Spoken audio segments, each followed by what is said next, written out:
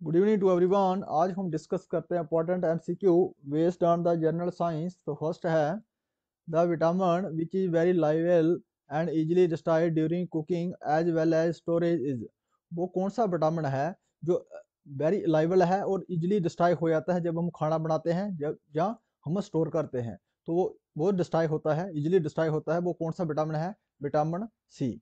ये vitamin C क्या है? ये एक वाटर सॉल्युबल विटामिन है। विटामिन सी और विटामिन बी, ये कौन से है? वाटर सॉल्युबल विटामिन है। और विटामिन सी का जो केमिकल नेम क्या है? अस्कॉर्बिक एसिड है। Ascorbic acid is the chemical name of vitamin C. Vitamin K का phylloquinone. Phylloquinone is the chemical name of vitamin K. और विटामिन ए का केमिकल नाम क्या है? रेटिनॉल। विटामिन ए की कमी से क्या होता है? नाइट ब्लाइंडनेस होता है। और विटामिन बी की डेफिशिएंसी से क्या होता है? Berry berry berry berry deficiency of vitamin B. कौन सी बीमारी होती है? Beriberi. तो हमें पूछा गया है इसमें जो कुकिंग के समय सबसे ज्यादा डिस्ट्रॉय होता है विटामिन, वो कौन सा विटामिन है? विटामिन सी है। Healing of wound is hastened by vitamin. जो हीलिंग, जब घाव हो जाता है हमें उसको भरने के लिए कौन सा विटामिन है मदद करता है? तो कौन से विटामिन है? विटामिन फाइलोकोनिन। विटामिन के जो है ये मदद करता है हीलिंग के लिए।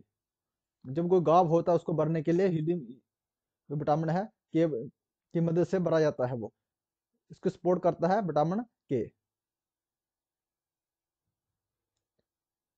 वीसीजी वैक्सीनेशन वैक्यूलस कलमिटी गुरेन, ये injection to get immunity from. जो इस वैक्सीनेशन दी जाती है, बीसीसी वैक्सीन दी जाती है ये किसमें? इम्यूनिटी बढ़ाने के लिए। कौन सी बीमारी की? जब ट्यूबरोक्लोसिस आपको होता है, टीबी, इसको बोलते हैं ट्यूबरोक्लोसिस TB.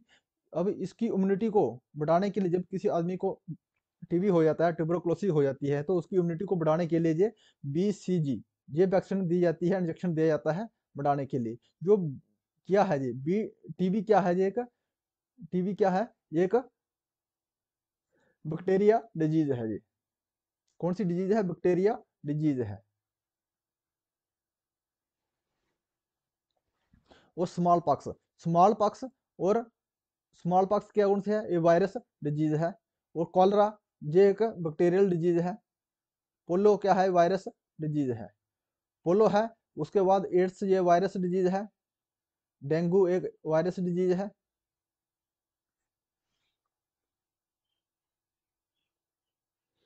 Which acid is present in the stomach of human. जो ह्यूमन के स्टोमक में जो पाया जाता है, कौन सा एसिड पाया जाता है?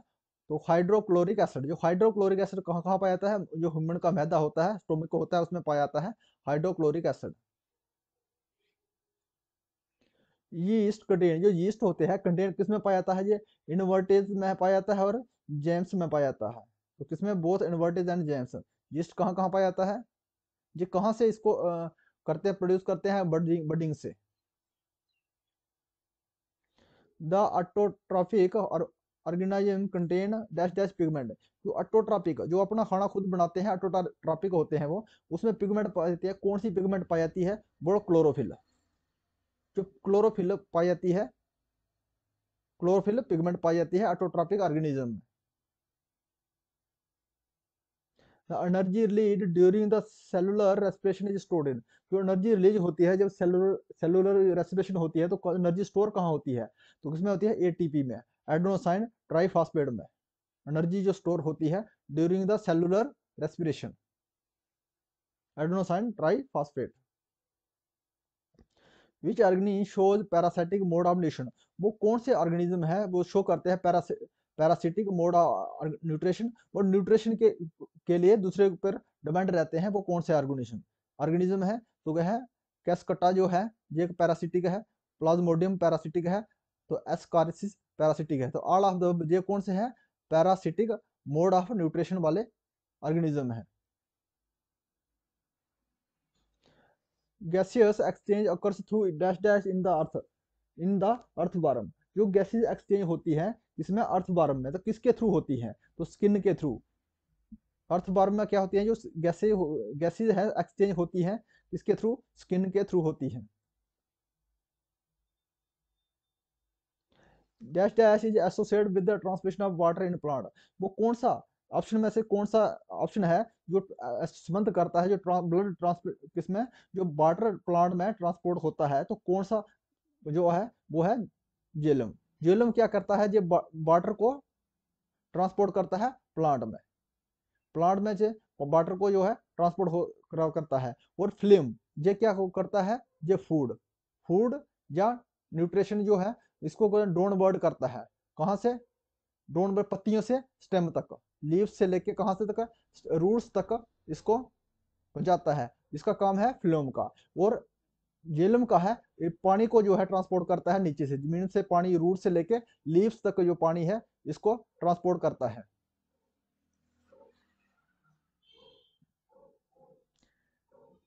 Dash dash is the first step of sewage treatment. अगर हमें सीवेज ट्रीटमेंट करना है तो हमें कौन सा पहला स्टेप है, तो सेडिमेंटेशन, सबसे पहले कौन सा स्टेप आता है हमारा, सेडिमेंटेशन स्टेप आता है। इसको करने से हमारा जो पहला स्टेप है सीवेज ट्रीटमेंट के लिए, dash dash are sensitized at the shoot and the root tips of plant. इसमें कौन सा है, वो हार्मोन्स है, सेंसिटाइज करता है shoots and root tips of plant.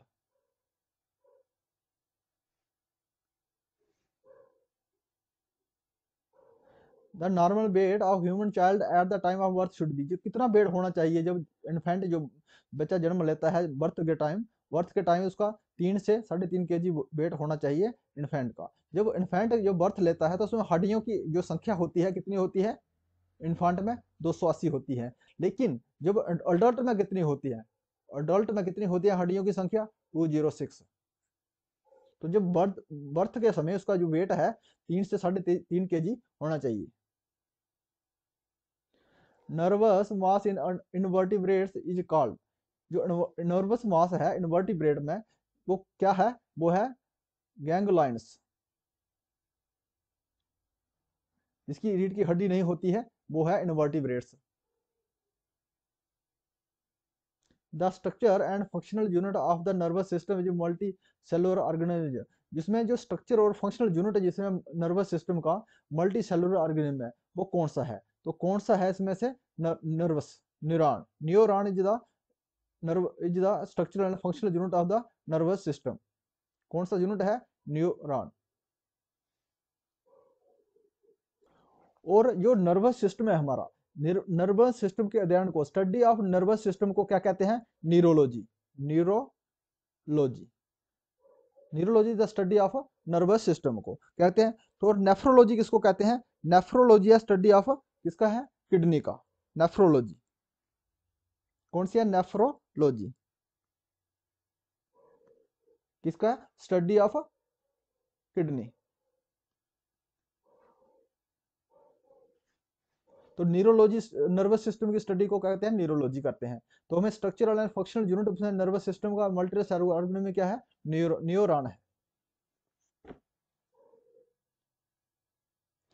Which of the following shows thigmonastic response है, इसमें से कौन सा शो करता है हमारा थिग्मोनास्टिक रिस्पांस। तो सनफ्लावर है, ये जब सूरज जिस तरफ से निकलता है उसी तरफ से घूम जाता है, उसी प्रोसेस को क्या कहते हैं, थिग्मोनास्टिक प्रोसेस। तो ये कौन सा प्लांट करता है, sunflower. Which are the following shows spore formation, जिसमें स्पोर फॉर्मेशन कौन शो करता है, तो कौन सा है, मुकुर, जो मुकुर है ये शो करता है spore formation.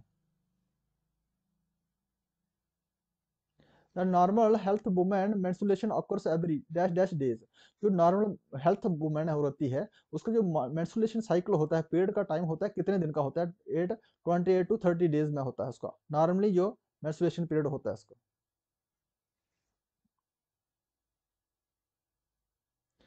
The chromatid are joint to each other by, जो क्रोमेटाइड है ये जॉइंट होते हैं एक दूसरे के साथ में, किसके थ्रू होते हैं, सेंट्रोमीर के द्वारा, सेंट्रोमीर के द्वारा जॉइन होते हैं।